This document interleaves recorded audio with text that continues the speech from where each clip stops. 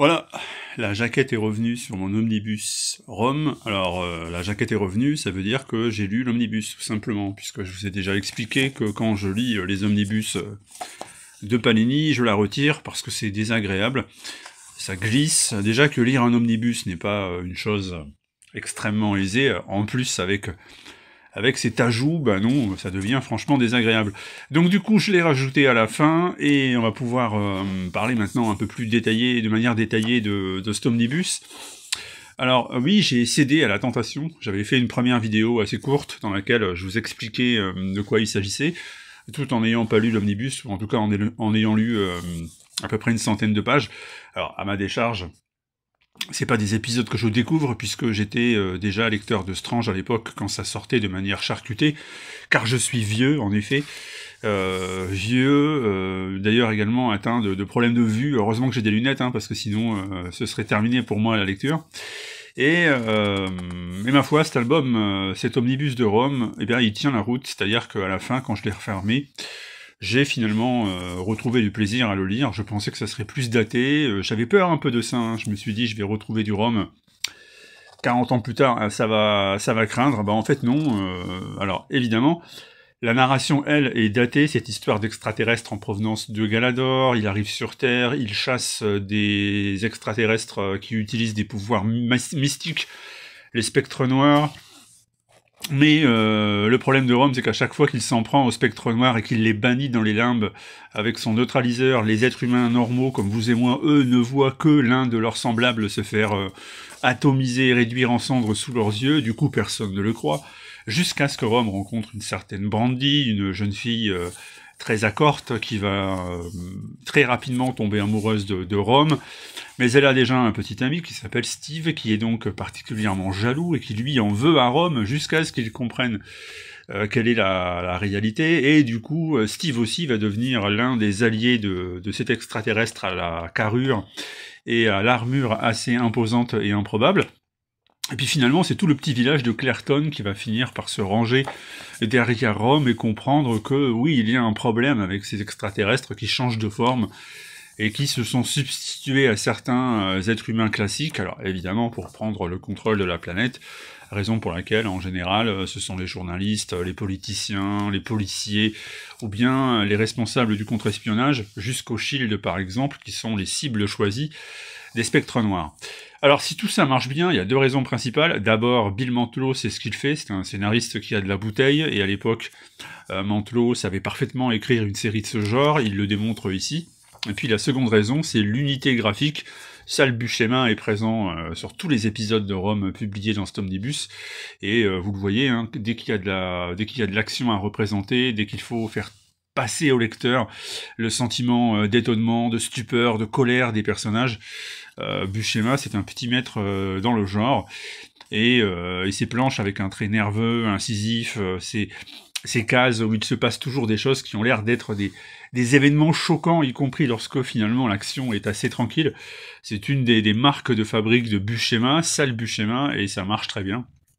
Donc le petit frère de John, on le dira jamais assez, mais il mériterait quand même qu'on lui dresse une statue et qu'on en parle un peu plus souvent. Moi j'ai adoré Sal Buscema dans ma jeunesse, aussi bien avec Rome que par la suite quand il s'occupa du Spider-Man de DeMatteis.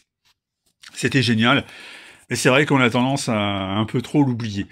Dans cet omnibus Marvel, donc Marvel Panini, les traductions avaient fait l'objet d'une polémique, j'en ai déjà parlé, je vais pas y revenir, tout va bien, il n'y a pas de grosses erreurs, quelques petites fautes par-ci par-là, mais bon, c'est pas non plus pénalisant. Il reste les noms qui ont été traduits, c'est surprenant parce que c'est un public âgé à mon avis, et de nostalgique, donc forcément que ça allait grincer des dents. C'est aussi mon cas, je vous cache pas que j'aurais préféré qu'on garde les originaux, néanmoins ça n'empêche pas de le lire, n'exagérons pas non plus. Et puis plus on avance dans l'histoire, plus évidemment la tentation de faire interagir Rome avec d'autres personnages Marvel est grande. C'est ainsi que les X-Men vont se mêler à la bataille, qu'on aura un épisode où Iron Fist et Power Man sont présents, et puis qu'on va découvrir d'autres super-héros, le Valet de Cœur, la Torpille par exemple, Torpille que peut-être peu d'entre vous connaissent. C'est pas vraiment un personnage indispensable, et ici on le voit dans un rôle important, puisque ça devient une espèce de remplaçant sidekick un autre ami Rome. Alors en parallèle aux aventures du Chevalier de l'Espace, vous avez des petits récits qui sont très importants, la saga des Space Knights. Donc c'était des petits récits de complément de 5-6 pages qu'on trouvait à la fin des épisodes, et où on revient sur les spectres noirs qui envahissent Galador, les premiers pas de Rome, ce qu'il a pu faire pendant 200 ans avant d'arriver sur Terre, parce que c'est la durée qui s'est écoulée entre l'attaque des spectres noirs sur sa planète et son arrivée sur la nôtre. Et ces petits épisodes, ils viennent nous raconter donc la légende des Chevaliers de l'Espace, et c'est là qu'on en apprend beaucoup plus sur des personnages comme par exemple celui qu'on appelait le Terminator, ou bien sur Starshine, bien que maintenant il faut l'appeler Lumina, donc appelons-la Lumina. Donc cet omnibus fonctionne, il fonctionne très bien, avec même des moments de génie pur, comme lorsque Rome va tenter de revenir sur Galador pour comprendre ce qui s'est passé. Ça, c'est en toute fin d'omnibus, et ça fait partie des épisodes déterminants de la saga de Rome. Alors, il y en aura 3 au total, et je suis, donc je répète, globalement séduit, parce que pour peu que vous ayez envie de vous replonger dans du vintage, pour peu que vous compreniez qu'évidemment, à l'époque, on ne racontait pas une histoire comme aujourd'hui, il y a de très fortes chances que tout ce jeu de faux-semblants, ce parfum de complotisme et d'extraterrestre que l'on ne parvient pas à identifier, et puis cette action, tout simplement, qui explose à chaque épisode, de manière un peu naïve, mais qui a fait les grandes heures et le charme de Marvel dans les années 1970 et 1980, eh bien, tout ça est présent, tout ça fonctionne.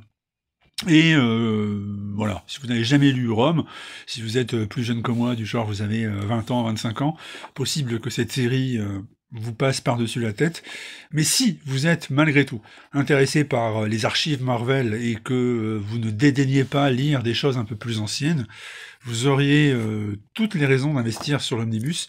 Alors 70 € certes, mais je répète, c'est un pavé énorme, il y en aura 3, et puis c'est une histoire qui a très longtemps est restée pendant très longtemps inédite, sous ce format évidemment. On pensait pas qu'un jour on aurait l'omnibus Rome, enfin il y a encore quelques années c'était improbable pour des raisons de droit, et puis aujourd'hui on l'a, donc voilà. Moi je n'ai rien d'autre à dire, si ce n'est que il y a une petite folie comme ça à Rome qui s'est emparée des lecteurs qui ont plus ou moins mon âge, et quand on relit ça, on comprend pourquoi, tout simplement, parce que c'est du très bon, voilà. Rome Space Knight, le chevalier de l'espace, tout le monde en parle, alors nous aussi, et ça vaut vraiment qu'on s'y penche, donc ça vaut vraiment le fait qu'on ose l'acheter. À vous de voir, mais si j'étais à votre place et que j'avais les moyens de le faire, je n'hésiterais pas un instant. Et puis désolé pour la voix complètement raillée, désolé pour les problèmes de santé, mais la grippe cette année, c'est pas une blague. Et 8 jours plus tard, j'en suis encore à me demander quand est-ce que ce sera vraiment fini. À bientôt.